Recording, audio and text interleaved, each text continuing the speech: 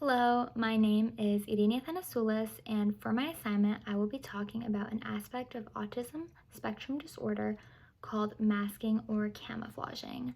Masking is a behavior displayed by autistic individuals, either consciously or subconsciously, where they replace or restrict autistic characterized behaviors with something that would be considered more socially normal. I do want to preface this by saying I believe the best way to learn about autism is through the voices of autistic individuals. So I will also be including a YouTube video and a blog/article post from Autism Speaks that you can hear the voices of autistic people on masking. So autism is a neurodevelopmental disorder characterized by deficits in social communication and interaction, as well as some other behaviors like restricted repetitive patterns, interests or activities that are a little obsessive, not in a rude way, just something that is common. So in terms of social communication and interaction, children and adolescents with autism will display deficits in making eye contact and being able to share a back and forth conversation or interest of emotions, and physical and body gestures is also something they find very difficult, along with certain social cues like sarcasm and jokes, which I will get into a little later on. So in 2020, the CDC released the statistic that 1 in every 54 children in the United States is diagnosed with autism. Of those children being diagnosed, for every 4 to 5 males being diagnosed with autism, only 1 female is diagnosed with autism. And I should also preface by saying that typically boys with autism are diagnosed at a very young age, sometimes as early as 3 years old. So experts have not concretely identified why more boys are diagnosed with autism compared to girls. However, evidence does suggest that girls with autism have an advantage in social functioning and therefore would need to show greater levels of impairment in other areas to actually be recognized as having autism. So masking or camouflaging is a way that girls hide their deficits in social communicatory situations and often are not perceived as having autism. So one theory called the female protective theory, protective effect theory, suggests that females require greater environmental and or genetic risk in order to display the same characteristics of autism as males, as their male counterpart. So females are, I'm quoting unquote, protected from autistic characteristics relative to males with the same risk factor. So as I mentioned, girls often need to show greater deficits in other areas to be diagnosed with autism. So Weiss's Introduction to Child and Abnormal Psychology book actually states that girls with autism spectrum disorder earn lower average IQ scores compared to boys and are more likely to have intellectual functioning deficits. That being said, I'm not saying the statistic is false, but due to other evidence I've gathered, I have reason to believe that girls with autism don't actually always have lower IQs. There's just less girls diagnosed with autism, and those who are diagnosed happen to have lower IQs because they're diagnosed for other reasons. So studies of the female protective effect theory with males and females of comparable levels of autistic characteristics, they show that females require a greater genetic hit in order to meet a diagnostic threshold, or in other words, their innate protective factor against this autism characteristic social trait reduces their autistic expression. So they may have the same level of autism, like I said, as their male counterpart, but they will not show it as much. In order to show it, girls with autism also have other comorbid disabilities. So females who do receive autism diagnoses often do so later in life.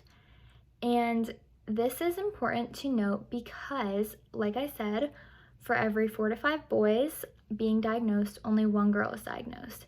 And then many girls who are diagnosed are being diagnosed later in life. So many girls are going their whole childhood knowing something is different about them, but they don't know what. So this is because the diagnosis for, the standard for diagnosing autism is based on a social communication standard, which is easier to identify in males. Social cognitive theories, like those suggested by child psychologist Albert Bandura, I'm sure everyone has heard of him with the Bobo doll. But anyway, he suggested the theory of modeling, which is that children model behavior from adults in their environment. So girls are often expected to be more passive in society and group with other girls and be more quiet, where boys are expected to have a more dominant personality. So in a social setting, in autistic girls' autistic characteristics, for example, one characteristic that many people with autism portray is like yelling phrases at an inappropriate time.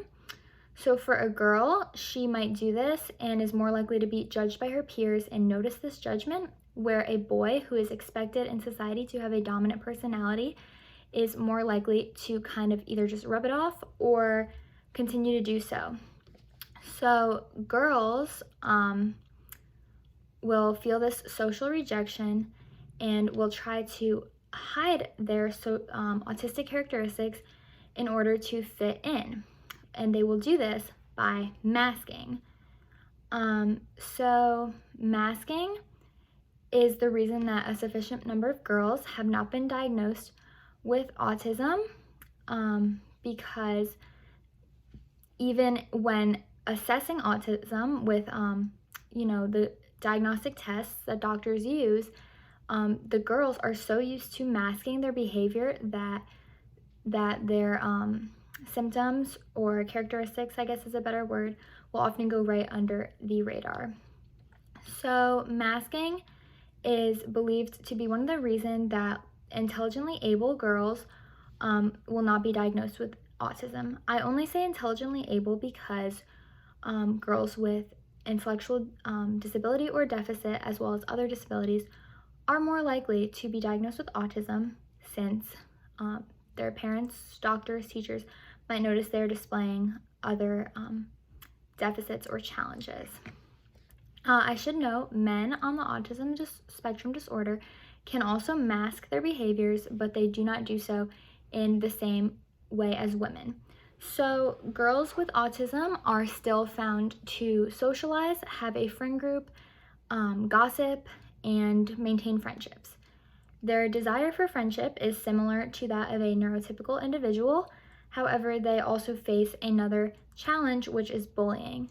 So since autistic individuals do not pick up on social cues as easy as a neurotypical individual, and sometimes cannot pick them up at all, they are an easy target for bullying.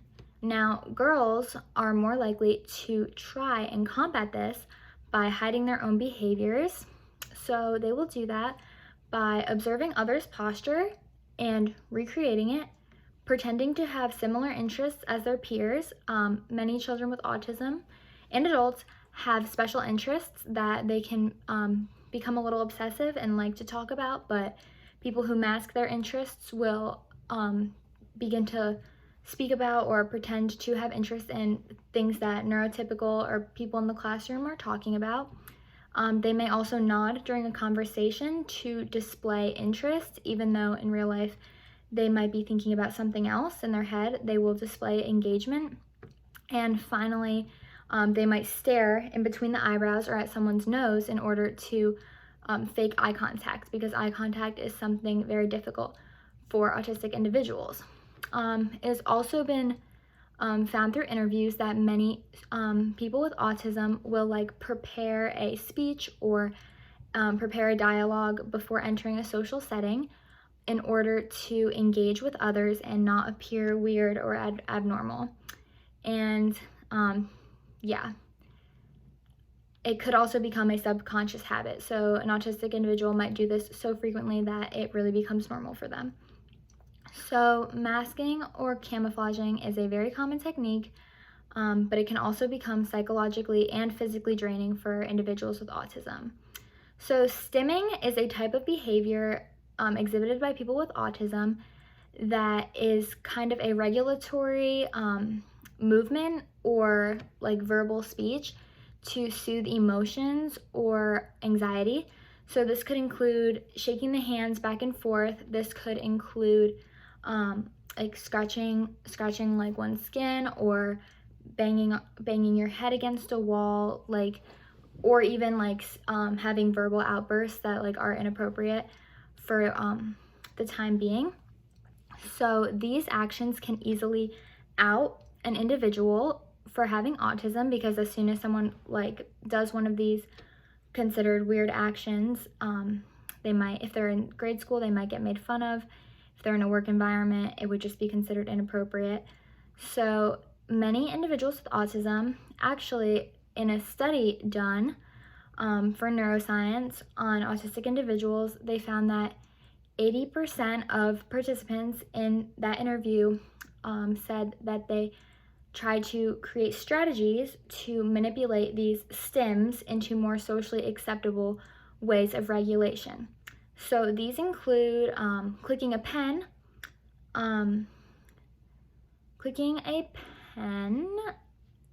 doodling, tightening muscles, or clenching the teeth. And this is kind of a way to defer that energy or emotion in a different outlet.